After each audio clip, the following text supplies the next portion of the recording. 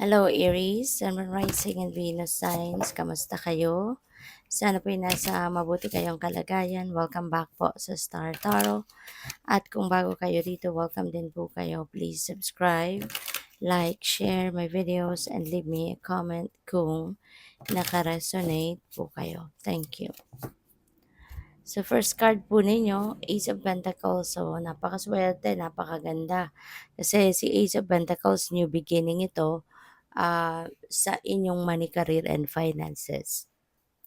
This is an opportunity for you na magkaroon ng abundance and prosperity.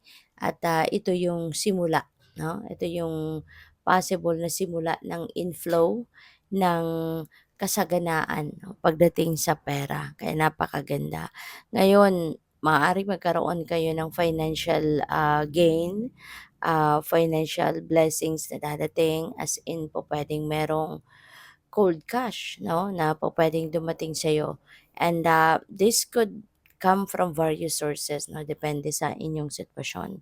Kaya ito na yung possible na simula ng inyong pag-asenso, inyong pagkakaroon ng kasaganaan, kaluwagan, ano, sa pakiramdam pagdating sa inyong pera, no. Thank you. So we have that, oh wow, King of Pentacles. So this is really a perfect time or good time para sa inyo talaga pagdating sa pera. Si King of Pentacles kasi nasa punto na ano na siya, nasa tugatog na siya ng tagumpay. Si King of Pentacles resonates also with abundance and prosperity. Maaari na ang iba sa inyo dito very successful na sa inyong money, career, and finances. Kung meron kayong business, kung nag-iempleyo kayo, as in, nandoon na kayo sa puntong konkreto na yung source ninyo ng income. Kung sa trabaho, secured na kayo. Meron kayong security of tenure. Maaring marami na kayong savings, no? Ganon si King of Pentacles. Kaya po puwedeng ang iba sa inyo nandoon na sa puntong nasa trono na kayo ni King of Pentacles, or baka ang iba sa inyo, on the way to that, 'no, papunta na kayo. Ito yung wino-work on ninyo sa ngayon. Um Maaring ito yung ano ninyo, hinahangad ninyo, or baka nag-e-effort na kayo para makarating kayo sa punto na magiging very successful na kayo sa inyong money, career, and finances. Okay? So what else? We have the Ten of Cups. So you're going to be very happy, no? This is happiness and joy. Meron ditong sense of fulfillment, na ba?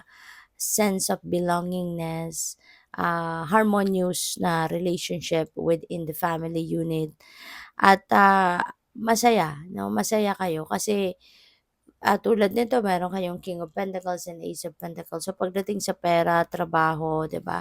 So ano na 'yan, established na kayo diyan. And so magkakaroon na kayo rito ng magiging kampante na kayo, magiging kahit papaano wala na kayong masyadong pag-iisipin. Kasi pagdating sa finances, sa material needs, 'di ba? Meron ka ng paghuhugutan, ano? Kahit anong oras mo kailangan ng pera, ng budget, meron kang makukuha. Kaya napaka-ano mo, napakasuwerte ninyo, lalong-lalo na around this time. At saka masaya, no? Yung Ten of Cups, this signifies happiness, success. Pupuwede rin kasi na kung meron kayong mga kunyari hindi pagkakaintindihan with another family member, maaari ngayon ano, magkakabati na kayo. Maaari ngayon bati-bati na din kayo, 'no? So, puwedeng gano'n ang ganap. So, tignan natin kung ano pa yung mensahe para sa'yo. But so far, 'di ba, ang swerte, ang ganda. So, maraming salamat, no, for subscribing, and if you haven't subscribed yet, subscribe na kayo. And also maraming salamat din for not skipping the ads, malaking bagay po yan sa akin. And also please click the join button sa baba ng video kung gusto po ninyo na mag-join kayo sa membership.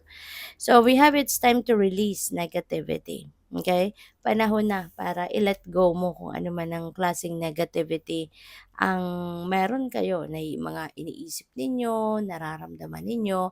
Kasi alam mo na 'no, na like attracts like. If you are feeling negative, if you are thinking negative, siyempre ang mama-magnetize mo towards you is negativity din, 'di ba? Kasi nga like attracts like.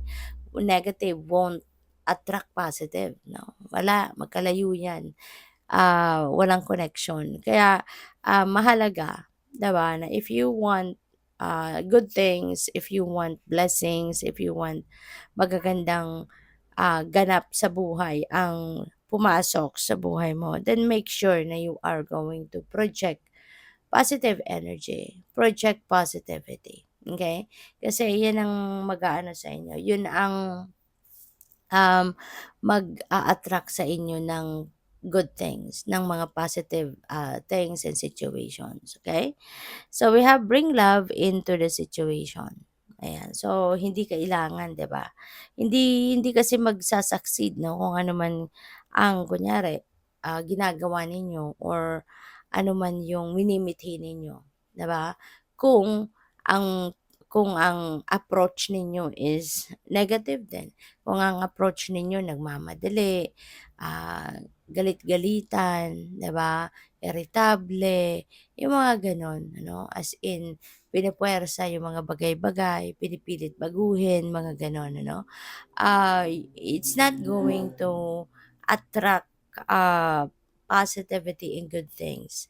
Kaya mas maganda na if you want something to succeed, no, if you want things to be, smooth sailing, if you want things to be, um yield, a positive outcome, bring love to the situation. Okay? Kasi love is a highly positive energy. 'Di ba? When there is love, magagandang bagay no ang mangyayari. Maayos, maganda at magiging masaya ang resulta nito. Okay? So we have take time to breathe out. Okay? Maaaring kailangan din ninyo ito at this time kasi baka nai-stress na din kayo, 'di ba? Baka, ano na din kayo ngayon, tawag dito, baka masyado na rin kayong, napapagod, masyado na din kayong nai-stress, baka masyado na din kayong na masyado na din kayong naaaligaga. So, it's not going to help you in any way na maging maganda at maayos ang inyong pakiramdam. So, sometimes kailangan din natin na huminga, kailangan din natin na magpahinga, kailangan din naman natin na i-release no ang kahit anuman na negativity, 'di ba? Sa puso, sa isip natin kasi isa pa 'yon sa mga cause ng kapaguran sa atin. Minsan kahit yung katawan natin walang ginagawa, 'di ba? Pero 'pag ang isip natin nai-stress, 'pag ang isip natin punong-puno 'no, ng kung ano-ano, yung katawan natin nadadamay na rin, 'di ba? Kahit nakaupo ka lang lagi, nakahiga ka lang lagi, pero ang isip mo ang layo na nararating, nahihirapan, 'di ba? So, damay yung katawan. 'Di ba, napapagod din ang katawan. Kaya kailangan din na paminsan, napakahalaga na magkaroon ng relaxation, napakahalaga na magkaroon ka ng room to breathe, 'di ba? Pahinga, gano'n 'no, kung lalo-lalo na kung you're feeling stressed out, kailangan ng pahinga, okay? So, good luck. Thank you for watching Love and Light. Namaste.